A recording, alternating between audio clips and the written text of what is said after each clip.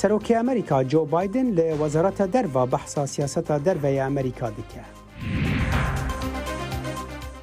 ئیران دەبێژە ساربوونا دەرێکەفتنە ناڤۆکیدا دکارە بێشکاندن. سەرەدەریە سەرۆکی تورکیا ڕەجەب تایب ئەردوغان بە خواپێشاندانان رە ڕاستی فشارین خۆجیهی و ناونەتەوی دەوێ.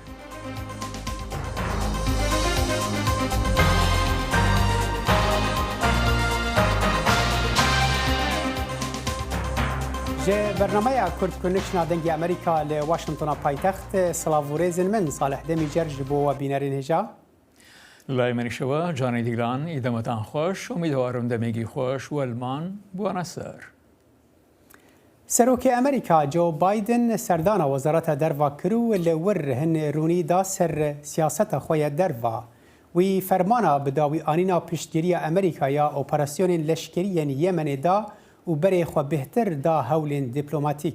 سروک بایدن پیامک لزگین هبو جبو دیپلمات و اندام وزارت لسرانسری جیهانی او جه سیاست سروک بری دونالد ترامپا پشتگیری دستیوردانا به سروکاتی عربستان السعودی ده شر یمن دا وگریاو دیپلمات تیم لیندر کینگ وکو شاندی امریکا بو یمن بناف کر وی ورگرتنا پنابران جه هرمن شر وکو یمن اری کر. بایدن کودتای ولات میانمار شرمزار کر و داخوازا بردانا سرکردین ولید کر. وی هر وها پیدا چوند ده هبونا هیزن امریکی لسرانسری جیهان دا راگهاندو پلان ترامپن وکشاندنا هیزن امریکی جه آلمانیا روستاندن.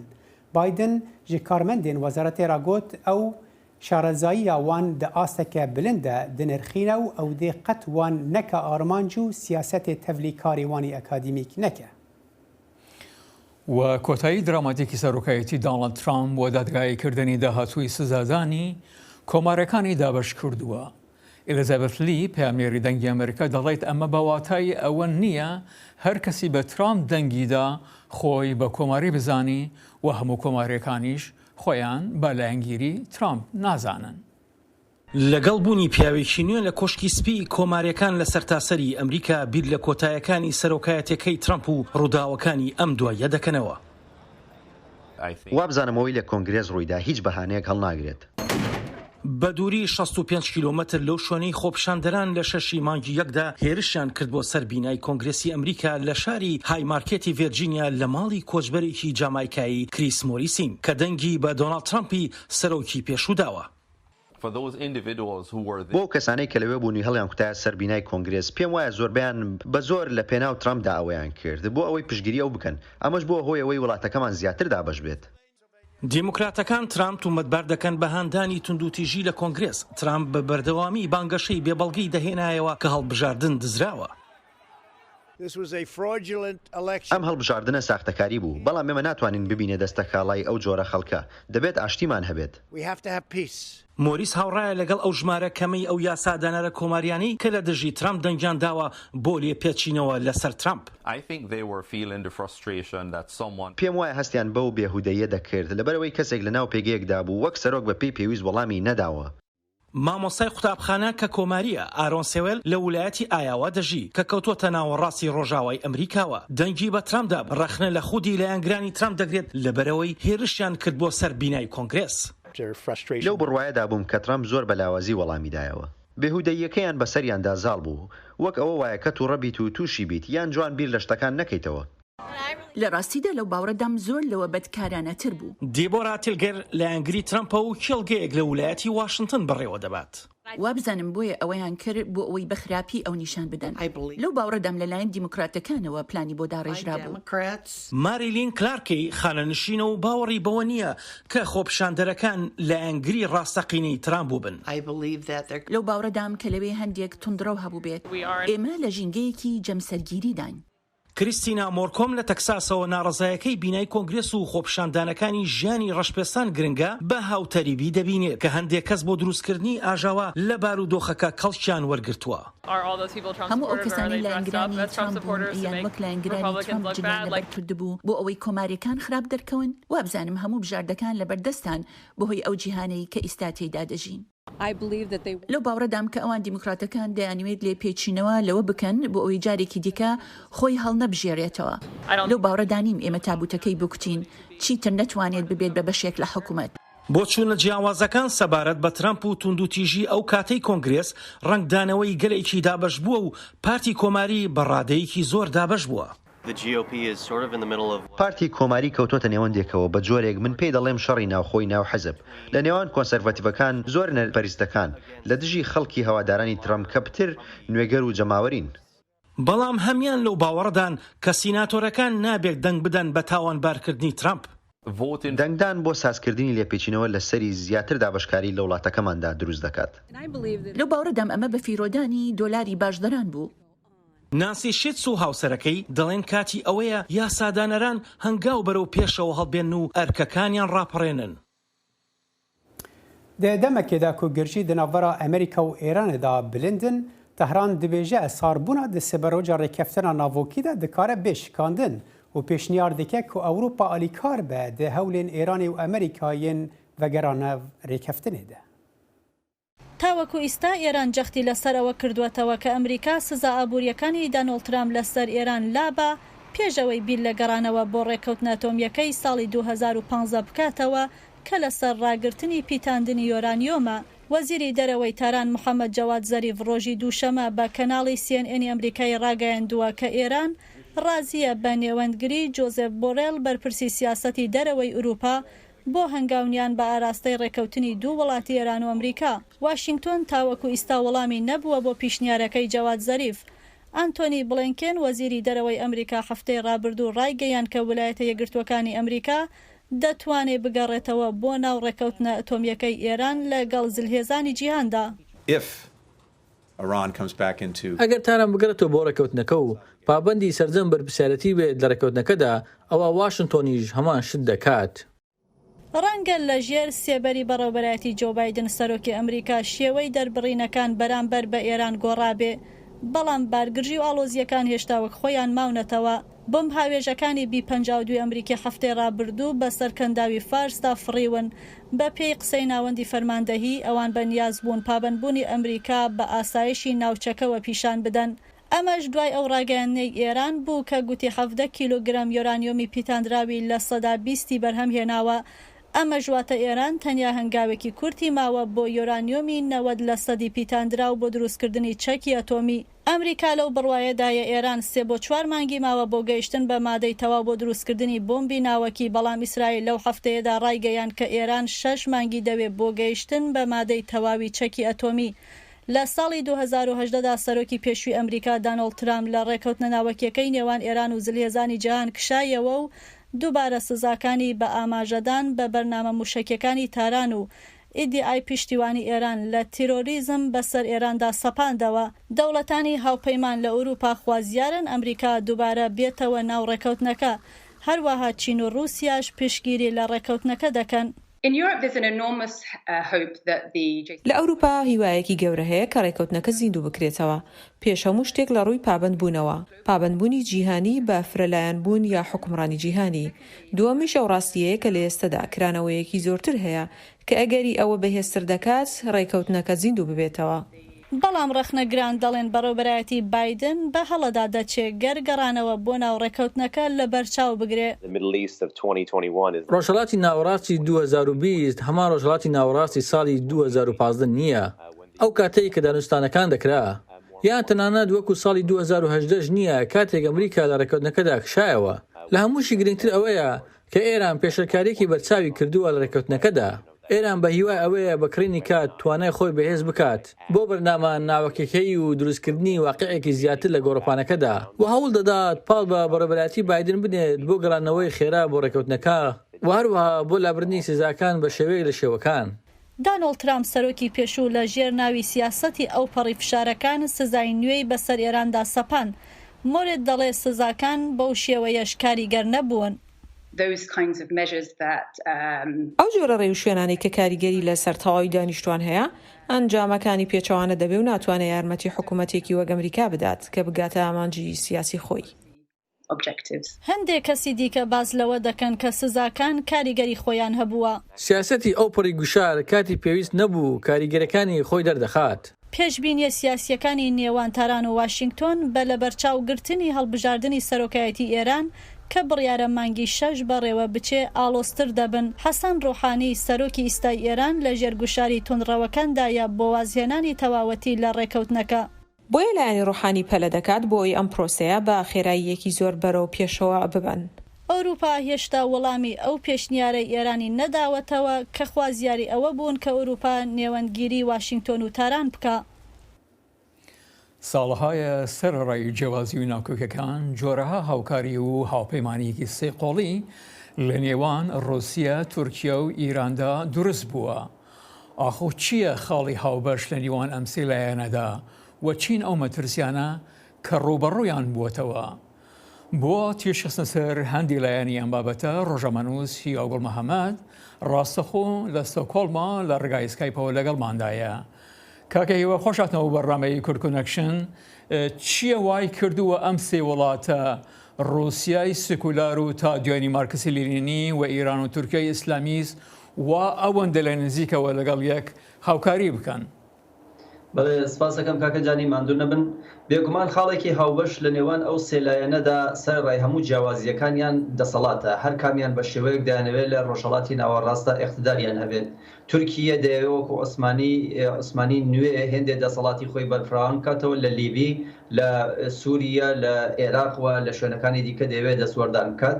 ئێران دەیەوێت شیعەگەری بەرفراوان بکاتەوە لە لوبنان، لە عێراق، لە یەمەن، لە شوێنەکانی دیکە و هەروەها ڕوسیەش دەیەوێت دەست بەسەر هەموو قەوقاس و هەموو ڕۆژهەڵاتی ناوەڕاستدا بگرێت بەو ئیمکانە تازەیە کە ئێستا لە بەردەستیدایەوە.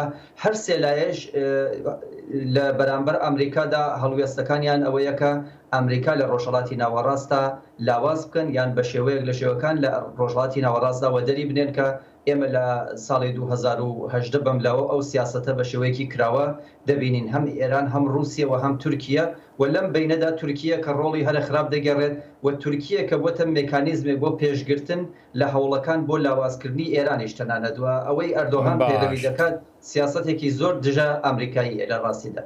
بەس هەوڵەکانی ئەم وڵاتانە ئایا هەر بۆ بەرەنگاربوونەوە و پوچەڵکردنی پلانەکانی ئەمریکایدا لە ناوچەکە و پیان دەکرێت ئەمریکا و یەکێتی ئەوروپا لە ناوچەکەدا پێلێژ بکەن؟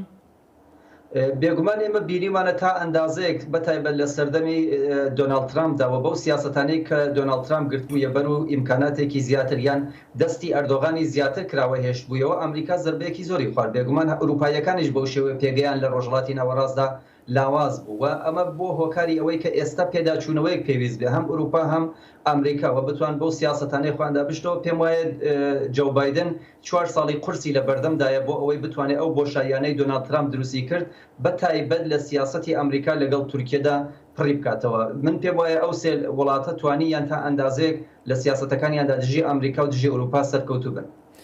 ئەردۆغان پلانەکانی لە ڕۆژهەڵاتی ناوەڕاست بەو شێوەیەکە دەیویست سەری نەگرت تا چەند پەیوەندیەکانی لەگەڵ ترامپدا هیوا بەخش بوو بۆ پلانەکانی چ لە سووریا، لیبیا، عێراق و هەروەها کەوکاس. لە قۆناغی یەکەمدا ئەردۆغان توانی سەرکەوتوو بوو، لە قۆناغی دووەمدا بوو کە کۆنگرێس هاتە ناوە و توانیان بە شێوەیەکی جددی بەرامبەر بە ئەردۆغان بوەستنەوە. ئەویش دوای 2019 بوو لە ئۆکتۆبری 2019 دوای ئەوەی کە ئەردۆغان هێرشی کردە سەر ناوچەکانی قەسەدەوە، ناوچەکانی باکوور و ڕۆژهەڵاتی سووریا و لەبێدایە ئێمە دەبینین کە هێندێک وەستان لە سیاسەتەکانی ئەردۆغاندا هاتە ئاراوە. لە لیبی هێندێک وەستانی کرد، لە سووریا وەستانی پێکرا و هەروەها ئەوروپاییەکانیش بۆ هەڵوێستەی کە گرتیان بەتایبەتی فەرانسە و وڵاتانی دیکەش کە پشگیریان کرد لە ناوچەکانی دەریای ناوەڕاست پاشەکشیان پێکرد لە سنوورەکە ئاویەکانی یوناندا. کاکە هیوا ئیران و تورکیا گوایە دژ بە ئیسرائیل کارتی حەمەس بەکاردێنن بەو بارودۆخە ئابوورەی کە هەردوو وڵات هەیەە تا چەند توانیوانە کێشەی فەڵەستین پێشخان و تا چەند کاریگەری لەسەر هاوڵاتیانی خۆیاندا هەبووە. بێگومان هەم ئێران هەم تورکیە توانیویانە لە گروپە توندە ئاژۆکان لە ناوچەکە هەم حیزبوڵای لوبنان، حەماس، گروپەکانی دیکەی وەکو ئەلقائیدە و وەکو تالیبان و هەرە دوایش گروپەکانی داعش کەو وەربگرن بۆ ئەوەی بە هێندێک لە سیاسەتەکانی خۆیان بگەن یا بتوان هێندێک لە سیاسەتەکانی خۆیان بەسەر ئەمریکا و ئوروپایەکاندا بسەپێنن. بەم پێش لە حەماس بەکاردێنن دژی ئیسرائیل و دەیانەوێت پێگەی ئیسرائیل یان ئیسرائیل بەو شێوەیە مژوڵ بکەن بە حەماسەوە بە کێشە ناوخۆیەکانی لەگەڵ فەلەستیندا بۆ ئەوەی ئەمان بتوانن لە ناوچەکەدا دەستیان کراوەتر بێ بە تایبەتی لە سووریە کە بتوان پێگەی خۆیان بەهێزتر بکەن لەگەڵ رووسیا و بەم شێوەیە ڕێگە نەدەن ئەمریکا لە سووریەدا سەرکەوتنی هەبێت یان بتوانێت ئەو سەرکەوتنانەی کە لەگەڵ هاوپەیمانان و هێزەکانی قەسەدە هەیان بوو نەتوان درێژەی پێ بدەن یا سەقامگیری بکەن. بەس کێشەی کورد لەم هاوسەنگیەدا لەکوێ خۆی دەبێنێتەوە و ئەمریکا چۆن دەتوانێت بەرەنگاری ئەو هاوپەیمانیە سێقۆڵیە بێت؟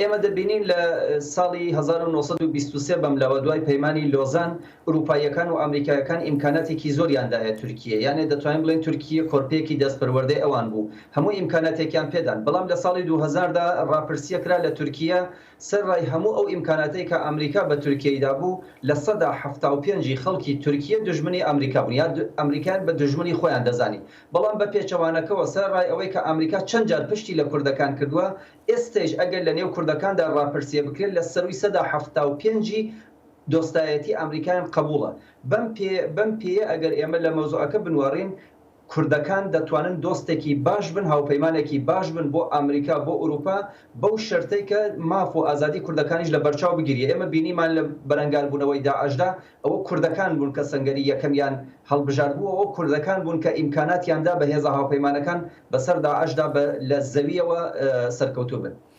ڕۆژەمەنووس هیواگوڵ مەحەمەدی زۆر زۆر سپاس. سپاس بۆ ئێوەش.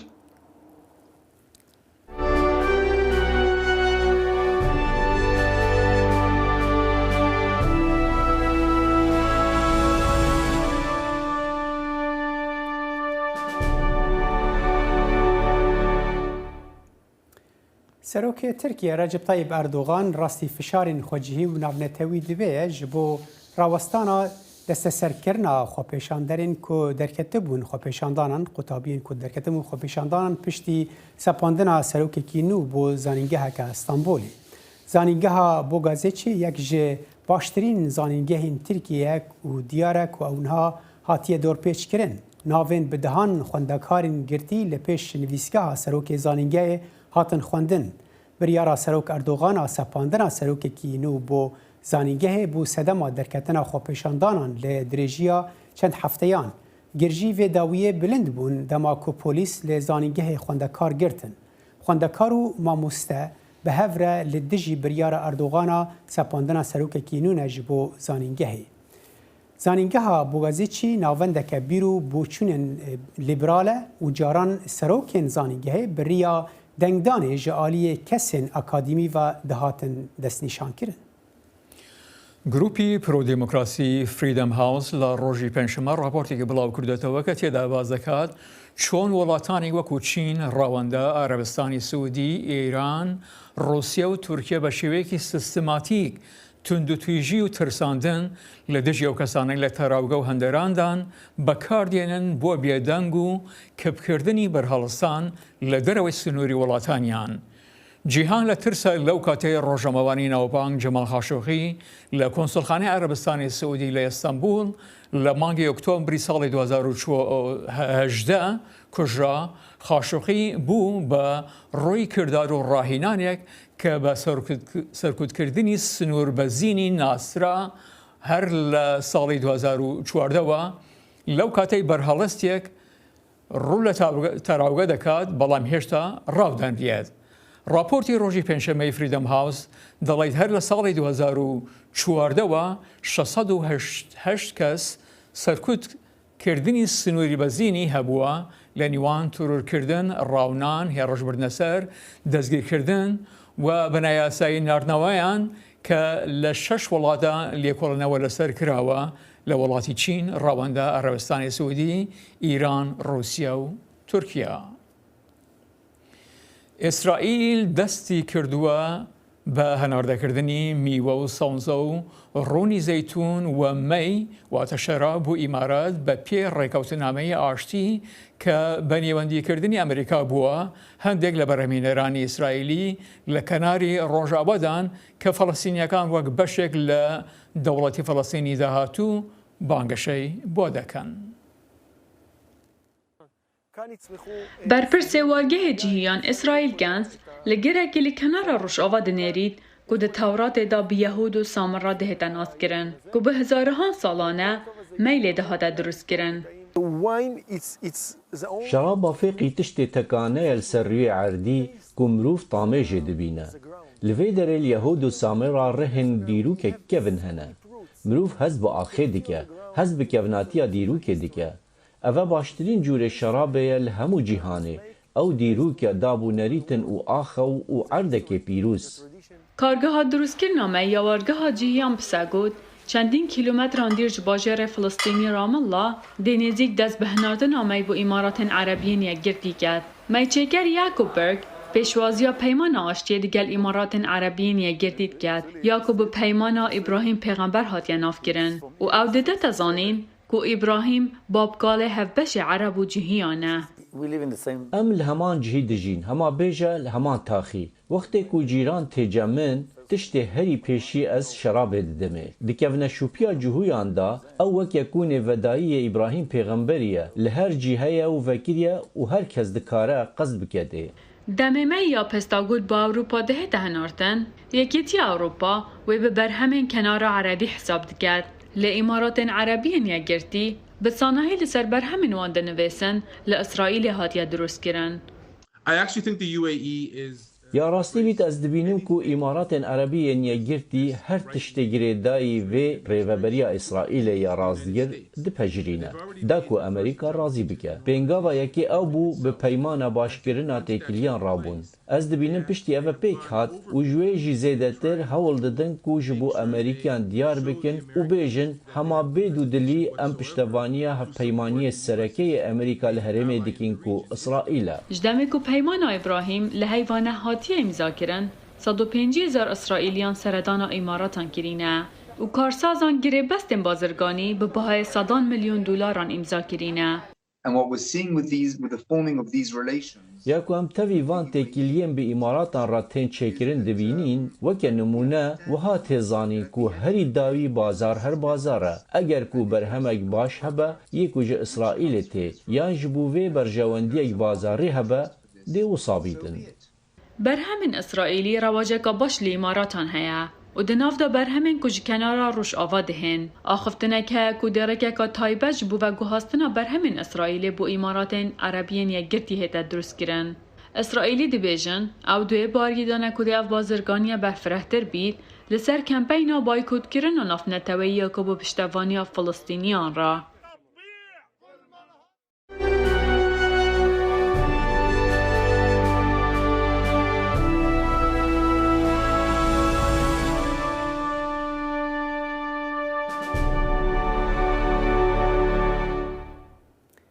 Li bajarê Misrê Iraqê diyardeya berdana jinan roj bi roj bilind dibe û ji ber ku hikûmet tu programên taybet bo wan nînin û ew jin ji aliyê hikûmetê ve hatine paşguxistin, hin rêxistinên xwecihî derfetên kar ji bo wan jinan pêşkêş dikin. Pemnêrê dengê Amerîka li Mosulê agahiyên bêhtir hene. Roj bo rojê berdana jinan li Mosulê zêdetir lêtêtin û nûke bûye diyardeka berbelav. Bi gorayî gotinên ewan jinên berdayî, koşîkirina li temenekê biçûk û dabûnerîtên eşaîrî û xemsariya mêrî li beramber jinê, her wesatêk çûna barê aboriyê xêzanî, sedemên serekî ne ku jin bi rêjeka berçav bihêne berdan. Helbet zorbey ew jinên berdayî kar dikin û xweradestî qedera xwe nekirîne. Ji ber ku piraniya wan zarû hene û neçarin kar bikin li derveyî mal û di heman demda serederiya zarûyên xwe jî bikin. Demê ez vegerim malê, ez kar dikim. Xarnê amade dikim û cilûbergên zarokê xwe çûm. Em wekû jinê berdan gelek ziyan tê telmekirin ji aliyê civakê ve û ez kar dikim da ku zarokên xwe bi helalî xudan bikim û mezin bikim.